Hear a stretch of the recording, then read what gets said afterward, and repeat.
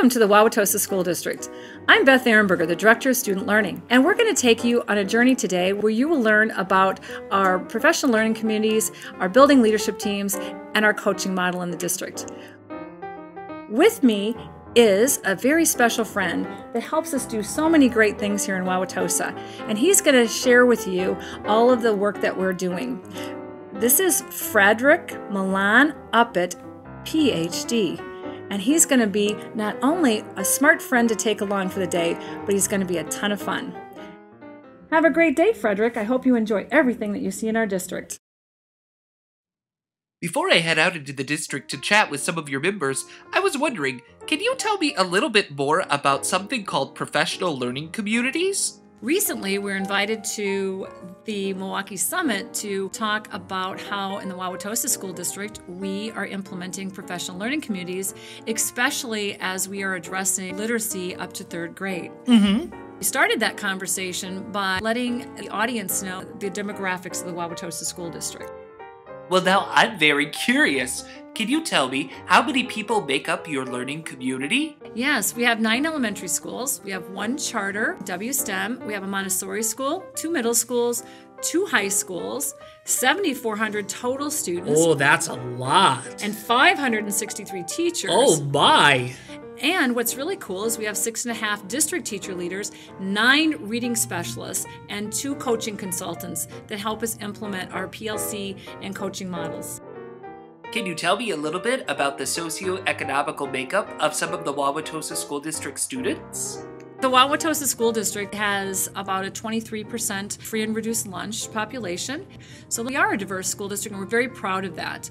I hear that Wauwatosa School District is very ethnically diverse. Can you tell me a little bit more about that? 68% of our students are white, 21% of our students are black, and 6% are Asian, and 5% are Hispanic. And most importantly, we have 1,200 open enrollment students that attend the Wauwatosa School District, and we are thrilled to be able to have them as part of our educational community.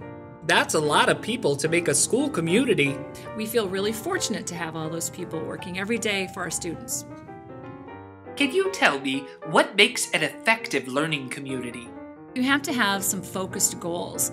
Our Board of Education has 4 goals for us that we know when we're in a PLC what we're aiming for.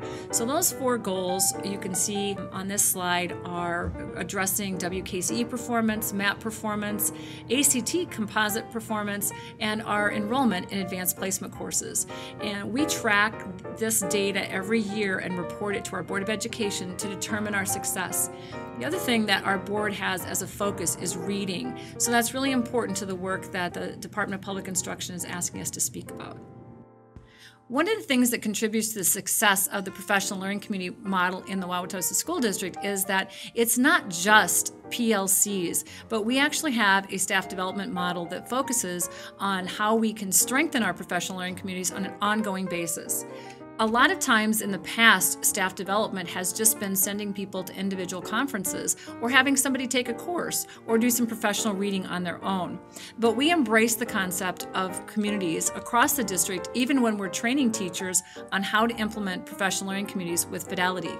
So one of the things that we do first is we want to strengthen our Tier 1 instruction. So we have reading and math coaches in classrooms on a regular basis. And this year we're focusing on grades 4 and 5. Other years we've focused on other grade levels. So we have district teacher leaders that help with math coaching. We have reading specialists that work with our reading instruction. They engage in pre-planning, observation, debriefing, and ongoing coaching. Aside from coaching in our district, we also have a building leadership team model, and it's called a pay it forward model. Now, what's that? I know, it's kind of a cool thing. About 5 times a year in our district, we bring together teachers from across our 9 elementary schools, and they get to collaborate together. So they're teacher leadership groups. And the goal of those professional learning communities for the past 5 years has been to focus on those 4 PLC questions. So we want people to be able to know what an effective PLC looks like. And then we want them to think about what it is that we're supposed to know and learn. And then how do we assess? And how do we intervene? How do we help advanced learners? So those are the kinds of things that happen in the building leadership team model that strengthen our PLC work. What do they do with all that information? Well, what they do is they take all that information back to their buildings and they pay it forward. And what we do is we build capacity by having peers, our teachers, teaching other teachers what they learned at the building leadership team training. So they get to pay it forward to their colleagues so that they too can engage in high quality professional learning communities. So you said that today I might have the opportunity to see some PLCs in action. Can you tell me a little bit more about what I might expect to see? Well, you're going to see some pretty powerful things in professional learning communities today. I think you're going to see teachers collaborating around some data. You might see teachers having some discussion as they look at exemplars of work that students have produced. You also might hear some really great conversations about how we can help students learn regardless of where they're at in that process. I think it's also important to know that our PLCs are every week here in Wauwatosa.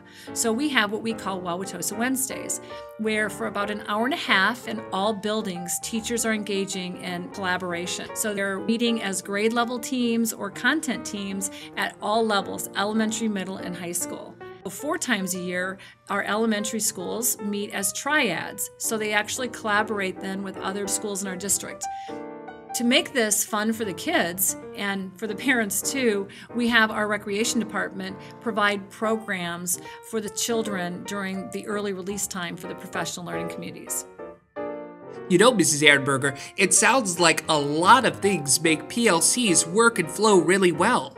Is one area more important than any other?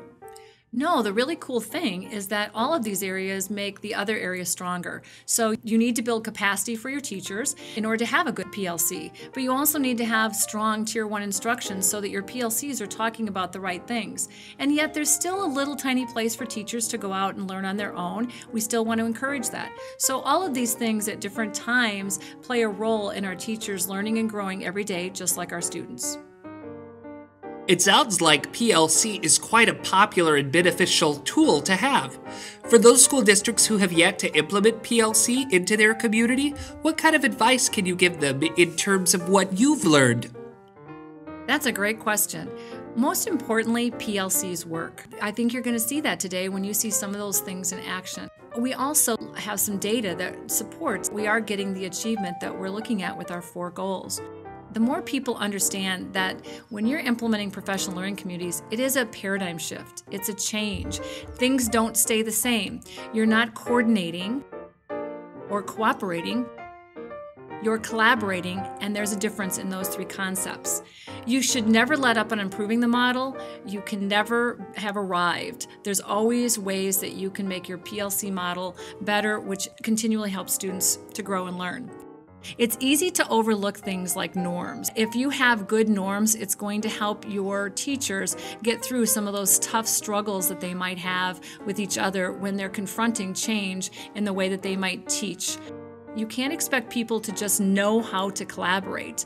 You actually have to teach them how to collaborate. You have to have staff development and training ongoing so that teachers have a chance to continue to grow and learn throughout the process. And most importantly, you have to stay the course. There's going to be bumps along the road. There'll be times you don't get the results that you want. There'll be struggles. There'll be times people don't get along collaborating. But you have to stay the course because it's through those challenges and dissidents that actual learning takes place. As your professional learning community grows, what are some of the growing pains and challenges that you might face? Well, I think that most importantly, you have to have good benchmarks. And the benchmarks in Wauwatosa are those things that we agree are so important at a grade level that they need to be assessed. So if you don't have strong benchmarks, we're finding out it weakens the power of the professional learning community. So we're continually reviewing our benchmarks for improvement. The other thing is that you have to have good common formative and summative assessments. And again, that comes back to having good benchmarks to work off of. It's important that our teachers know how to analyze data, and we continue to work on that. Also, trying to decide what the accountability will be for the teachers' professional learning community. Should there be accountability? What should that look like? Should it be data? Should it be a log? We found that that's a great place for us to settle at this time. Also, that different schools have different leadership, and so PLCs look different in different places. And sometimes we want to have consistency so that we have equity for all the students learning in our district. One of the challenges is also related to a piece of data that we have. Last summer, when we were looking at how we might improve working toward our MAP goal, we looked at the slide that you're seeing now. And what you'll notice is that the higher you perform on our MAP test in the fall, the less likely you are to meet your growth target. So what we can learn from this slide is that Wauwatosa School District is very, very good at working with our lower quartile students, and we get really good results. So you could ask us a lot of things about what we do to get those results, because we do use research-based interventions, we do use our professional learning community to address the needs of those students, and that maybe what we are trying to learn now is how do we transfer that laser-like focus to other students performing in other quartiles, especially at that top quartile. So recently in our building leadership teams, we've spent time talking about the advanced learner and how we can keep that bar high. We're also expecting that the Common Core will help us in addressing the needs of some of these other students at a higher quartile. In order to have credibility, I think every school district that wants to talk about implementing new initiatives has to have some data that really backs up that what they do makes a difference. And in this particular slide, you're going to see that the Wauwatosa elementary schools have done really well with third grade reading scores. In fact, all of our schools exceed the state. And 8 out of 9 of our elementary schools significantly exceed state expectations on the latest report card. This is really good encouragement and data that what we do makes a difference. Another piece of data that I think is really interesting to look at is the data that you see in front of you is from the Value Added Research Center. And what they did here is they controlled for variables like gender, ethnicity, poverty, English language learners, and looked at our data over a 3-year period in comparison to like demographic schools. And in doing that, you'll see that we have some schools that are way above the bar of what the state would expect, and we have many schools that are, again, very significantly above that bar. We only have one school that just barely pushes up against the bar. So this is also really strong evidence that we are getting some results up to our third grade reading. Wow! It looks like the Wauwatosa School District set some pretty high standards for your students. I can't wait to see how you incorporate all of this student achievement into your daily teaching. I think you're going to see today some of those things that contribute to the success of these goals. You're going to see some PLCs in action. You're going to see some coaching. We have literacy and math coaching going on almost every day. You're also going to see some teachers talking about why they think professional learning communities have been valuable to their performance here in the Wauwatosa School District. I can't wait! I am so excited to go out and see what you guys are doing. Do you mind if I go? You're more than welcome. Have a great day. Awesome, thank you! First stop, Roosevelt Elementary with Mr. Frank Calarco. Hi, Freddie. Welcome to Roosevelt Elementary School, the birthplace of professional learning communities in the Wauwatosa School District. Here we are with the principal at Wauwatosa West High School, Frank Calarco. He was responsible for bringing PLCs to the Wauwatosa School District. Now, Frank, how did you prepare yourself for being the first principal in the district to implement PLCs at Roosevelt? That's a great question. Ironically, Freddie, I didn't know exactly what I was looking for, but I actually went to a conference on professional learning communities that were put on by the DeFores. And while I was at that conference, learned a lot about how to have teachers collaborate effectively. So that's how it got started. Now, what were some of the successes you remember from the first 3 years of your PLC implementation? What I really recall is looking at our WKCE data the first year and noticing that our math scores were one of the worst out of the 9 elementaries. It was sad. So what we decided to do was really concentrate on raising our test scores using open response, different types of interventions for open response. And after the first year, we went from like last in the district to second in the district out of the 9 elementary schools. That's not bad at all. Now, what were some of the challenges the schools faced with implementation of PLC? Well, the biggest challenge, and you'll hear this all the time, is finding time for teachers to collaborate. So our first year, we did not have early release, so we were carving out a half an hour here and 45 minutes there just to have our teachers have some time to get together by grade levels and collaborate on very important issues. Do you think the community was very responsive to children leaving early? At first, that was a tough sell. We had to keep getting in front of our parents and help them to understand that in all professions, it's important for professionals to collaborate so that they can build their knowledge and get better at their practice. And slowly but surely, I think parents started to understand that if they wanted their children to get a better education, they needed us as professionals to teach each other how to be better. Now, you're no longer the principal at Roosevelt, but West High School, right? Correct. But PLC is still here at Roosevelt. Why do you think PLCs were able to remain successful after you left Roosevelt? Well, I think for a couple of reasons. Number one, I think that when our teachers started to see the results of student achievement scores getting better, that gave them a lot of buy-in. But number two, and more importantly, they found that time they were really learning from each other, and the old philosophy of 3 heads are better than 1 or 2 heads are better than 1. When they had time to pick each other's brains and really figure out how to teach better, I think they found that very valuable. In fact, I know they found that valuable, and they just started to embed that into their practice. Now, how did you draw upon your experiences from implementing PLC at Roosevelt into implementing it at Wauwatosa West? Well, I think just like being a coach, you have a template for success, and if you're a football coach, you have the way you set up your practices and the way you set up your games. Kind of the same thing as a principal. I knew from my time at Roosevelt how to effectively start PLCs and monitor them. And although West had already started PLCs, I think what I was able to bring in was a little bit more structure, and that I think our teachers have really found necessary to get better at West. Well, Mr. Calarco, I think you guys made a touchdown. Now, why don't I go see some of your other teachers and hear a little bit more about their PLC time? Do you mind? Sounds great, Freddie. It was great chatting with you today. Awesome. Thank you, Mr. Calarco. All right. Have a good one. You too. Next stop, Madison Elementary, where I make myself right at home in the principal's office. Mrs. Pleva, please send Lori Lester to my office. Right away, Mr. Uppett. Thank you. I understand I'm being called to the principal's office? Of course, for some PLC questions. Here we are with Madison's principal, Lori Lester.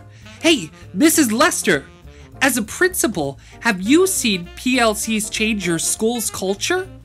Well, I'm glad you asked, Freddie. PLCs are really essential in building a collaborative culture where teachers work together to analyze student data, and it really helps improve student learning. They have to work together collaboratively in order to achieve a collective purpose when it comes to expecting high levels of learning. Mrs. Lester, as an administrator, how do you assist your staff in PLC time? Well, Freddie, I want to make myself available to help teams analyze data, to engage teachers in conversation about instructional strategies, and to find time and resources for teams to pursue continuous learning that will improve their practice too. It sounds like a professional learning community can be quite a valuable tool, but I'm interested in hearing a little more facts and figures from a number cruncher. Perhaps I'll put in a call to the big guy himself.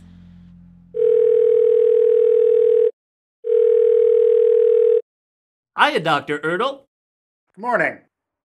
Dr. Erdl, I've been speaking to many teachers and administrators in your district, and they all find value in PLCs. As the district superintendent, do you feel the needs for professional learning communities outweigh the costs?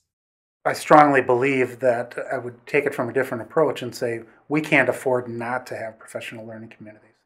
Clearly, the one best way to improve student achievement is teacher collaboration, and the cost of not doing, I think, would be really negative on our district. We look at using data to ensure success. We do a PLC survey that was brought in from the kind of the gurus of PLCs, and we do that survey each year. And for the past 4 years, statistically, it continues to improve, and PLCs get better in the district. And I think ultimately, at the end of the day, what we really want to see is improved student achievement. And our student achievement in Wauwatosa has improved over the past 3 years, each year. We continue to get growth, and we continue to have increasing poverty, increasing diversity in our school district, which in many places would mean a lower student achievement, and yet ours continues to rise. So I think we see some real positive gains, and like I said, we can't afford not to have professional learning communities.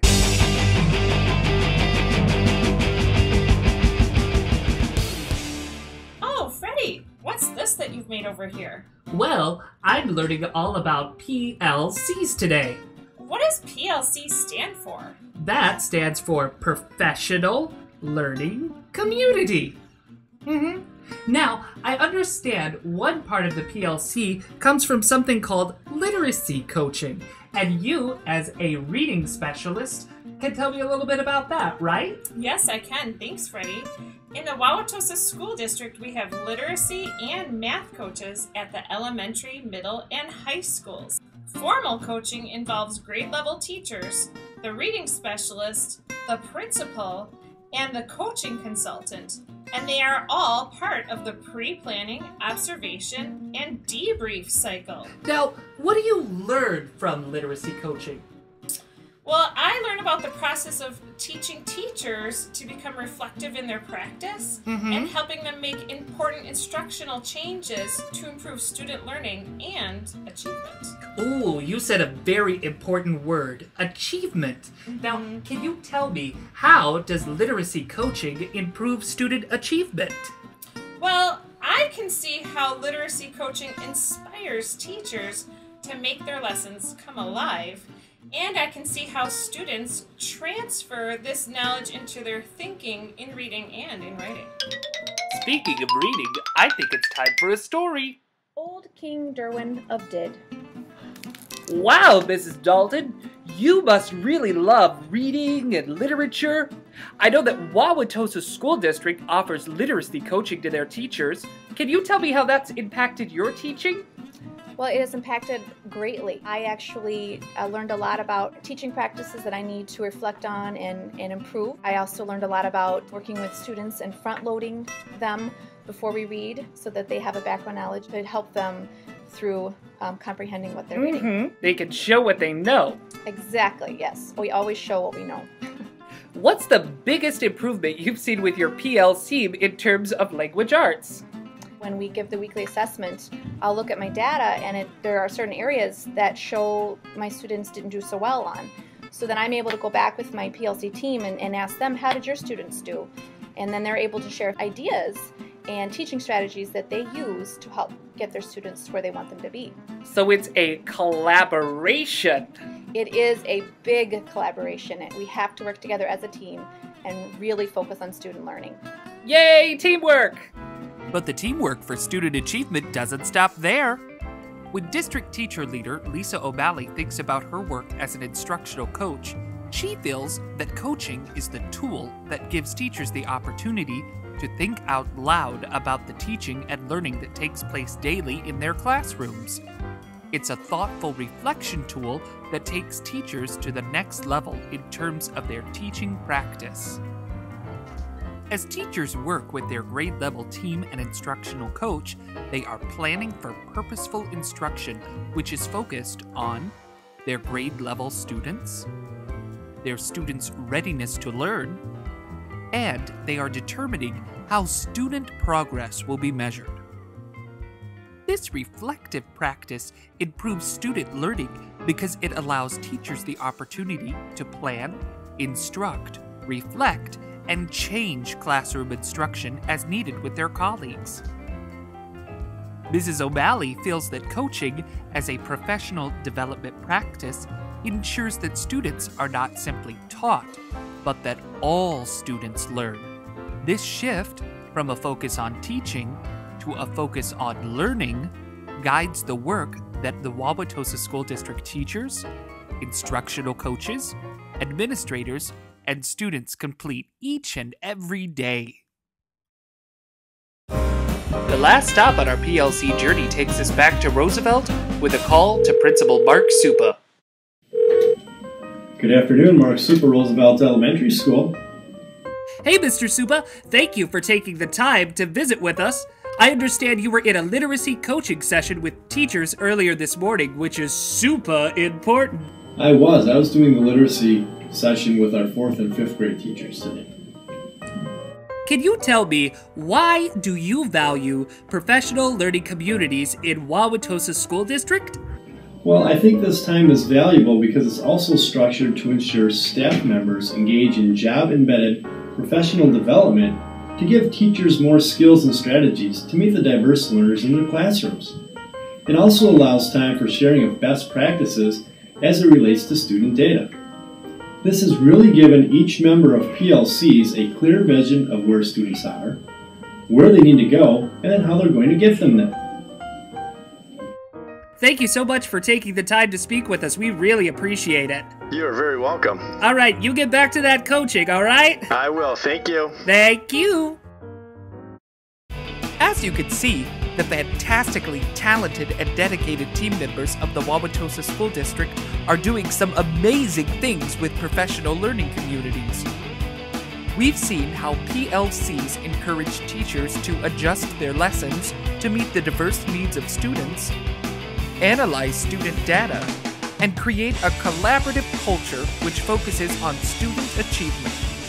I value the professional learning communities in Wauwatosa because it gives teachers the opportunity to learn from one another. Wauwatosa is my professional learning community. Wauwatosa is my professional learning community.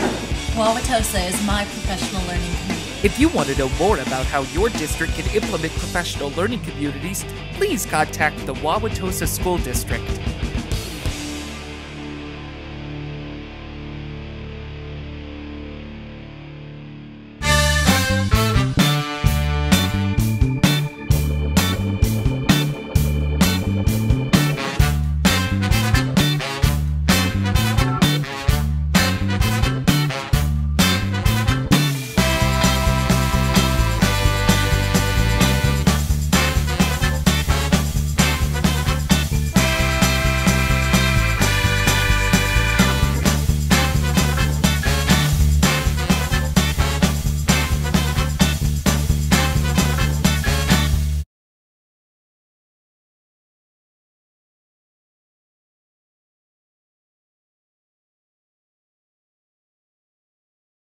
Who's this big boy?